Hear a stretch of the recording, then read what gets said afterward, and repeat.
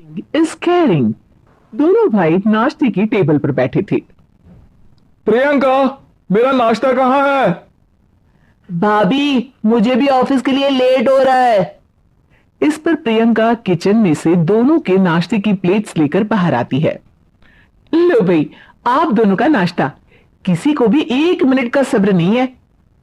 ये प्रियंका का ससुराल है, जहां कोई औरत ना होने की वजह से शादी वाले दिन से ही घर के साथ दोनों भाइयों की जिम्मेदारियां प्रियंका संभाल लेती है। दोनों भाई शांति से नाश्ता कर रहे होते हैं कि अंकुश अपने भाई की प्लेट से पराठे का एक टुकड़ा उठा लेता है। आपको पता है ना, मैं खाना शेयर नहीं करता, फिर भी मेरी प्लेट में से खाना जरूरी है क्या? अरे हद हो गई है, मुझे नहीं खाना अब। अंकुर गुस्से में नाश्ता छोड़कर टेबल से उठ खड़ा होता है। अरे, ये कैसा बिहेवियर है अंकुर? एक टुकड़ा ही तो है। एक हो या आधा, मुझे भूख लगी है तो ये सिर्फ मेरा ही है। उसे भी किसी के साथ शेयर करने बैठा तो भूखा नहीं रह जाऊंगा। अरे बाबा ठीक है, अब इस पर भी लड़ाई। दूसरा बना देती हूं, पर प्लीज ऐसे खाना बीच में छोड़कर मत जाओ। इससे अन्न का अपमान होता है। ओ प्लीज भाभी, ऐसी कोई चीज होती ही नहीं है। आपके पास पैसे हैं, खरीदो और खाओ। अगर नहीं खाया जाए तो फेंक दो। अरे दुनिया में सब यही करते हैं। अंकुर बैग उठाकर ऑफिस के लिए चला जाता है, जिसके पीछे उसका बड़ा भाई मायूस सा घर में खड़ा रह जाता है। जिसने बचपन से सोने की चम्मच में खाया हो, उसे दुनिया के बारे में क्या पता होगा। वैसे गलती तो हमारी ही है। अगर कभी बचपन में ही सही गलत का फर्क सिखाया होता तो आज ये हाल नहीं होते। आप फिक्र क्यों करते हैं जी? भगवान है, वो जो भी करता है सबकी भलाई के लिए ही करता है। और जब वो चाहेंगे तो अपनी तरह से अंकुर भैया को भी सब कुछ सिखा देंगे। पत्नी की बात पर विश्वास कर अंकुश भी ऑफिस चला जाता है। सुबह से दोपहर होती है और अंकुर लंच करने ऑफिस के पास वाले रेस्टोरेंट में पहुंचता है, जहां वो एक साथ बहुत सारा खाना ऑर्डर कर देता है। सर, क्या कोई आपको ज्वाइन करने वाला है? नहीं तो क्यों? अब कुछ नहीं सर, ऐसे ही। वेटर चला जाता है और कुछ देर में अंकुर का ऑर्डर लेकर वापस आता है, जिस पर अंकुर सब डिशेस में से थोड़ा थोड़ा खाकर बाकी ऐसे ही छोड़कर बिल देकर चला जाता है। वाह भगवान, तेरी माया। कहीं कोई एक एक टुकड़े के लिए तरसता रहता है और ये 5 लोगों का खाना ऑर्डर करके एक का भी पूरा नहीं खाते। पैसे वालों की माया। वेटर टेबल साफ कर बचा हुआ सारा खाना लेकर रेस्टोरेंट के पीछे घूम रहे बच्चों के पास पहुंच जाता है, जिसे देख बच्चों के चेहरे खिल उठते हैं।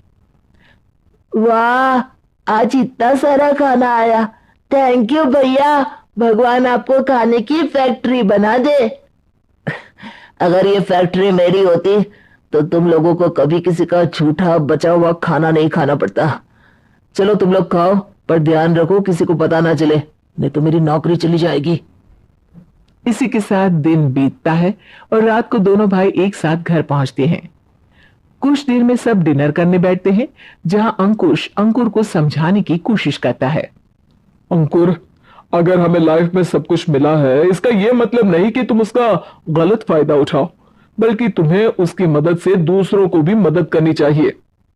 भैया, जिनके पास नहीं है उनकी वजह मैं तो नहीं ना। और ऐसे बहुत लोग हैं जिनके पास सब कुछ है। इसलिए अगर मैं एक इंसान कुछ नहीं करूंगा तो कोई फर्क नहीं पड़ने वाला। तुम्हारे भैया बस एक चीज समझाना चाहते हैं कि जिस चीज की हमारे पास कमी नहीं है, उसे बर्बाद करने से अच्छा है कि लोगों के साथ शेयर करें।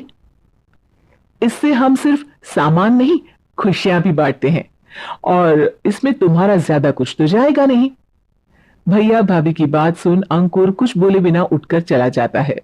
इसी तरह दिन बीतते रहते हैं, जिसमें अंकुश और प्रियंका कोशिश तो बहुत करते हैं, पर अंकुर पर किसी भी चीज का कोई असर नहीं पड़ता। एक दोपहर अंकुर सैंडविच खाते हुए सड़क के किनारे चल रहा होता है। तभी उसकी नजर आइसक्रीम वाले पर पड़ती है और वो सैंडविच सड़क किनारे फेंक आइसक्रीम खरीदने पहुंच जाता है। अब इसे कहते हैं जिंदगी का सुख। जैसे ही अंकुर आइसक्रीम लेकर पीछे मुड़ता है तो एक आदमी को सड़क से वही सैंडविच उठाते हुए देखता है। वो आदमी बहुत कमजोर, गरीब, जैसे बहुत दिनों से खाना ना खाया हो वैसा लग रहा था। अंकुर उसके पास जाकर खड़ा हो जाता है। उसे देखकर आदमी सैंडविच अंकुर की तरफ कर देता है। आपको भी खाना है क्या? क्या हम इसे आधा आधा कर ले? मुझे बहुत भूख लगी है। वो मेरा ही झूठा सैंडविच है, तुम दूसरा खरीद कर क्यों नहीं खा लेते? इसे क्यों खा रहे हो? अरे भैया, अगर खरीदने के पैसे होते तो 4 दिन से भूखा नहीं घूम रहा होता। हैं? क्या तुमने 4 दिन से कुछ नहीं खाया, फिर भी इस आधे सैंडविच को मेरे साथ बांटने के लिए तैयार हो गए? क्यों?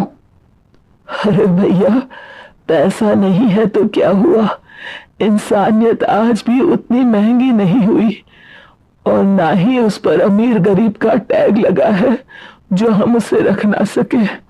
पर अफसोस, आजकल लोगों के अंदर पोषण, खून या विटामिन से ज्यादा इंसानियत की कमी होने लगी है। आदमी की बातों से अंकुर को समझ में आ जाता है कि वो आज तक कितना गलत काम करता आ रहा था। इसके बाद से वो अपनी किसी के साथ शेयर नहीं करने और खाने को बर्बाद